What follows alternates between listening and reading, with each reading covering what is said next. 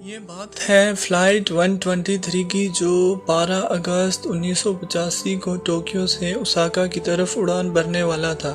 Flight میں total 524 لوگ سفر کر رہے تھے، جن میں 509 پیسنجرز اور 15 کریو ممبر شامل تھے۔ فلائٹ نے شام 6:12 پر اپنے روزانہ کے معمول سے 12 منٹ لیٹ ہنیڈا ایئرپورٹ سے ٹیک آف کیا۔ ٹیک آف کے ٹھیک 12 منٹ بعد 6:24 پر ہگاشیازو کے ایسٹ تقریباً 5.6 کلومیٹر سمندری اونچائی پر پلین ایک زوردار ڈی کمپریشر سے گزرا۔ اس زوردار دھماکے نے پلین کے چاروں ہائیڈرولک لائنز اور ورٹیکل سٹیبلائزیشن کو کافی نقصان پہنچایا۔ پائلٹوں نے اپنے ٹرانسپونڈر کو ڈیٹیلڈ سگنل جاری کرنے کے لیے سیٹ کیا۔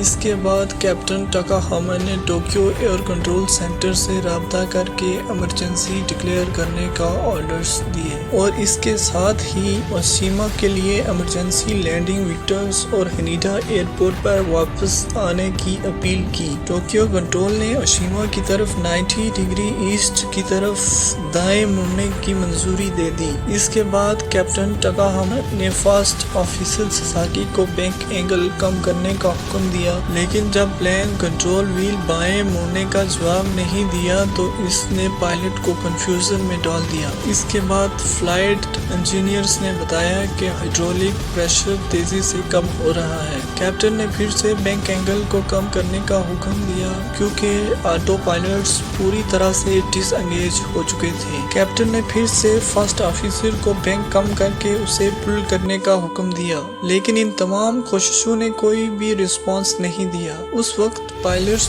کی سمجھ میں آ گیا تھا کہ پلین پوری طرح سے بے قابو ہو چکا ہے۔ کیپٹن ٹاکاہاما نے اپنے ساتھی کو پائلٹ کو ڈسینڈ کرنے کا آرڈر دیا، لیکن اب کوئی بھی کوشش کام نہیں کر رہی تھی۔ پلین پوری طرح سے کنٹرول کھونے پر ٹوکیو ایئر کنٹرول کی ڈائریکشن فالو نہیں کر رہا تھا۔ اس وقت ایسا لگ رہا تھا کہ ہائپوکسیا شروع ہو گیا ہے۔ پائلٹس بالکل بھی جواب نہیں دے رہے تھے۔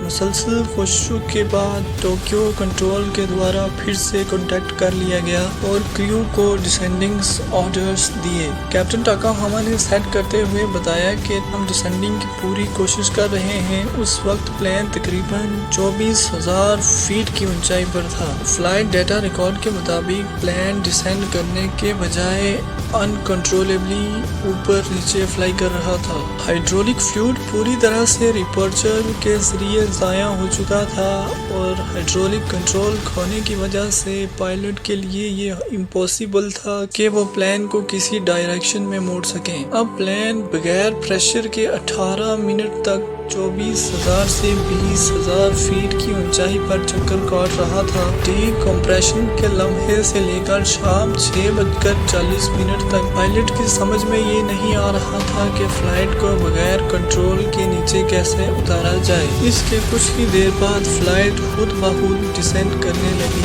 اب پلین بالکل زمین کے قریب آ چکا تھا۔ پائلٹس نے ٹوکیو ایئر کنٹرول سے رابطہ کرنے کی بہت کوشش کی، لیکن اس وقت کوئی بھی کوشش کامیاب نہیں ہونے والی تھی۔ شام 6:55 پر فلائٹ ہنیڈا کے کچھ ہی کلومیٹر دور ایک جنگل میں آ گری اور جس میں 15 کریو ممبر اور 505 پیسنجر کی موقع پر ہی موت واقع ہو گئی۔ اس حادثے نے پوری جاپان میں اداسی کا عالم پیدا کر دیا تھا، کیونکہ یہ کافی بڑی فلائٹ تھی جس میں بہت سی جانیں جا چکی تھی۔